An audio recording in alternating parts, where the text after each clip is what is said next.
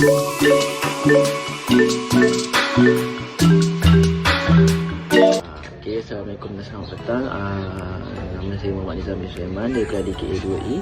Akan menerangkan sedikit tentang pencemaran alam sekitar di Malaysia ataupun di dunia. Kerana pencemaran alam sekitar ni melibatkan seluruh dunia, lebih kurang begitu. Sebab pencemaran ni bukan masalah yang kecil dalam dunia ni.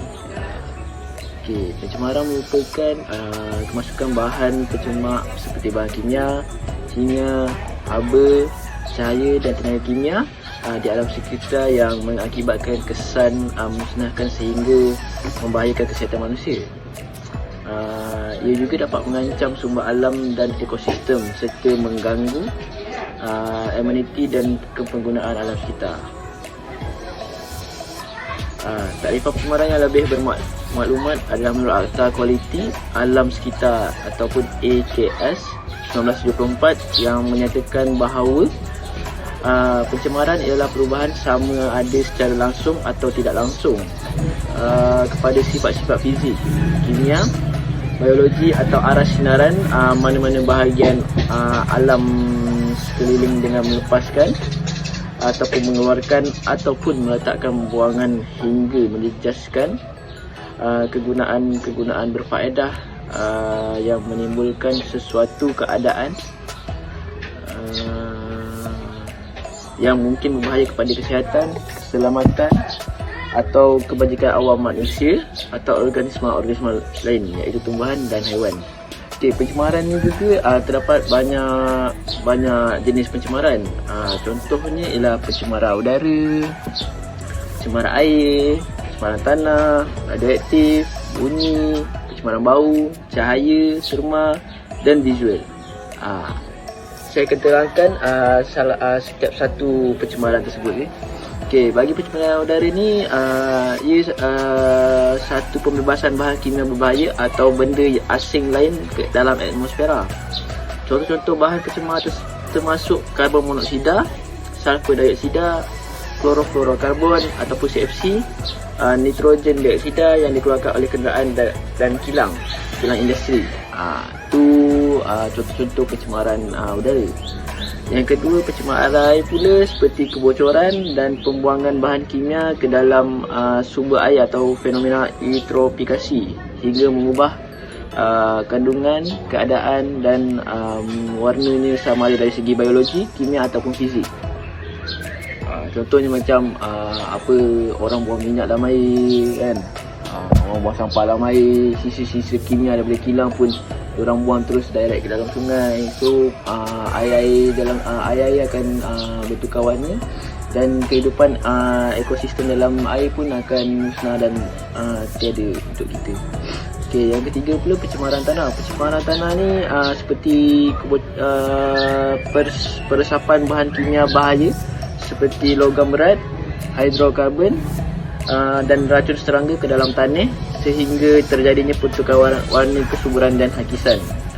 So ni kalau tanah dah diorang macam buang begitu atas sana, tanah pun akan serap dan lama-lama tanah ni boleh terhakis. Lagi bahaya kalau dekat kawasan pegunungan kan, dia boleh buatkan tanah terhakis dan mulalah berlakunya hakisan tanah. Yang keempat pula pencemaran radioaktif. Pencemaran radioaktif ni macam pelepasan bahan radioaktif ke dalam alam sekeliling. Bahan radioaktif ni banyak dekat bahagian-bahagian pelabuhan barang radioaktif ni. Yang kelima, pencemaran bunyi. Pencemaran bunyi yang disebabkan hingar jalan raya, pesawat dan industri, biasanya melebihi 80 ataupun dB. Yang tu saya tak berapa nak pasti 80 dB ni apa. Itu pencemaran bunyi. So rasanya bunyi bising yang dibuatkan oleh kenderaan ataupun kapal terbang yang terbang dalam kakinya tak berapa tinggi daripada tanah. Yang keenam, rasanya pencemaran bau bermaksud satu perbuatan yang boleh mencemarkan alam sekeliling dengan bau yang tidak disenangi sehingga memberikan kesan negatif kepada haiwan dan manusia. Contohnya tempat pembuangan sampah yang terlalu kecil dan penduduk yang tempat yang ramai. Tempat sampah yang kecil tu tak dapat menampung sampah-sampah harian penduduk yang ramai ni. So, maka terjadinya lebihan sisa sampah dan membuatkan bau ni naik. itu bagi pencemaran bau. Yang ketiga ialah pencemaran cahaya yang disebabkan penggunaan iluminasi lebihan, lazimnya di bandar besar. Sebab contohnya macam saya duduk kat KL. KL ni pada waktu malam memang penggunaan cahayanya terlampau banyak. Lagi-lagi dekat macam bangunan KLCC, dari KL Tower. So kat KL ni memang banyak penggunaan cahaya. So itu salah satu contoh pencemaran cahaya lah. Okey, yang ke-8 ialah pencemaran terma, iaitu perubahan suhu akibat kegiatan manusia seperti penggunaan air sebagai bahan pendingin dalam jana kuasa elektrik. Yang ni pencemaran terma. Okey, akhir sekali ialah pencemaran visual. Pencemaran itu iaitu perubahan iaitu pemusnahan alam fizikal dan penghakisan keindahan alam. Ia termasuk sampah terbiar dan papan iklan.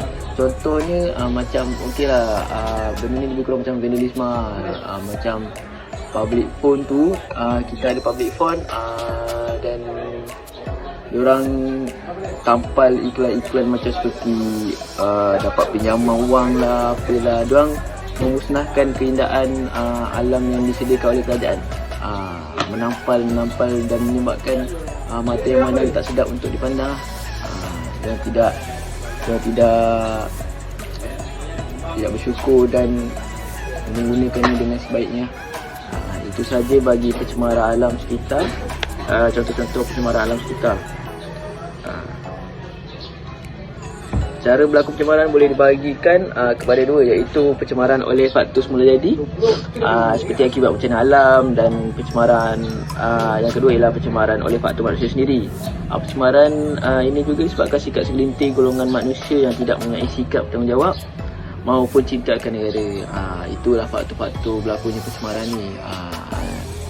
So kat sini kita sebagai manusia yang sayang ataupun cinta akan negara, mestilah menjaga dan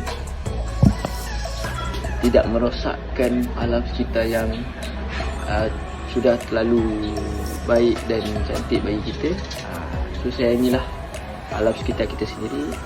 Dan akhir kata saya, Assalamualaikum dan selamat petang. Sayangi bumi kita. Terima kasih.